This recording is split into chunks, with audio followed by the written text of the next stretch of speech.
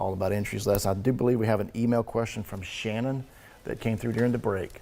Guys, if we can put that up. See, neighbor was having a campfire in his backyard. We were all sitting around it when he threw a big log on it to keep it going. This caused a hot coal to jump out onto my lower leg and caught my pants on fire for a minute. I have a large oozing burn that I had to get treated in the ER, and I'm going to the doctor about it on Tuesday. Should my neighbor have to pay for this? He says it was an accident and is acting weird. Shannon. Well, accidents are negligent too. They can be, yeah. Cause you think about what is negligence. Negligence is the failure to do what a reasonable person would do in similar circumstances. And so the question you have to ask yourself, is it reasonable for somebody to go and throw a log on the fire? Maybe, maybe not. I mean, you go and you set it down and something happens, as long as you're acting okay, but if you're back over here and you're shot putting it into the fire and it comes out. If you got people around it too, you got people around. Yeah, you've got to exercise, caution and care. And so if there's any evidence that he was fooling around and did something, then there absolutely could be a claim there. But then it kind of shifts to, all right, well, how do I get the money out of him? And there's a couple of different ways in that scenario. The first one would be, if it happened it sounded like she said it happened at somebody's house. Neighbor's house, yes. At the neighbor's house, oftentimes under a homeowner's policy, there's a type of coverage that is typically included in most homeowners policies called MedPay. And MedPay is kind of like PIP in the automobile world, but it goes to homeowners. It's available to you regardless of fault. And so if you have an injury on their property, if they have this MedPay coverage, that is coverage that could be used to help pay for those bills. Other than that, you're probably looking to have to file a lawsuit to recover that money, and whether or not there would be insurance coverage, it would really just depend on the facts, but it might be a situation where you'd have to pull it out of your buddy personally, and that's probably why he's acting weird. I mean, You mean beat it out of him, or well, you do it legally. You file a lawsuit, you do your discovery, you get your judgment. But Les, burns are very serious, obviously. Absolutely. And not making light of that at all.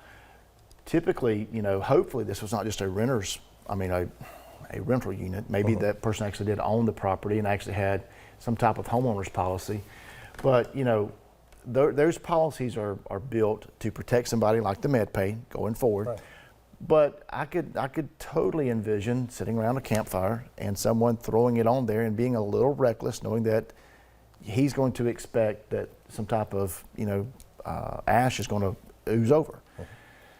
Well, what do you do then? And then you file your claim, and then if they deny your policy or deny the claim, then you're going to be stuck with making a decision. Do you sue your neighbor, your friend, because you're going to have to file a lawsuit to protect yourself? Probably so. And in that situation, we talk about filing lawsuits all the time representing people that have been injured. But if anybody out there has ever been on the receiving end of that, what are you supposed to do when you have a claim filed against you?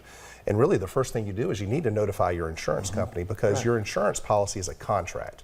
The contract says if something happens, we will protect you, we will defend you, we will indemnify you.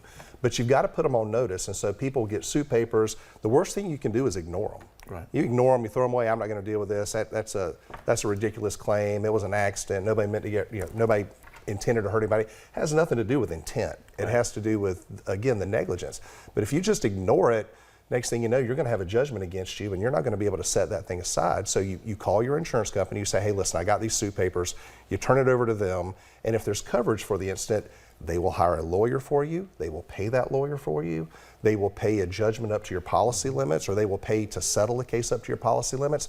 And all you have to do is just cooperate. And for the cooperation side of it, it's letting them know about it. And then if they call and ask you questions, hey, you need to fill out some of this paperwork, we need to ask you some questions, you cooperate. That's it. That's all you do. But by all means, don't play lawyer.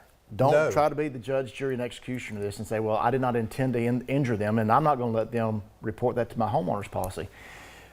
Even if you don't even think you have coverage on that policy, Les, we've seen insurance companies step up and defend a homeowner under a reservation of rights, even though there may not be coverage there until they hash out some of the facts to better determine that. So by all means, if you are served with any type of lawsuit, turning over to your insurance company, let them be the decision makers, because if you mess up, it could cost you a lot of money. If they messed up and it cost them a lot of money, they've got a lot of money to pay for that. That's exactly right.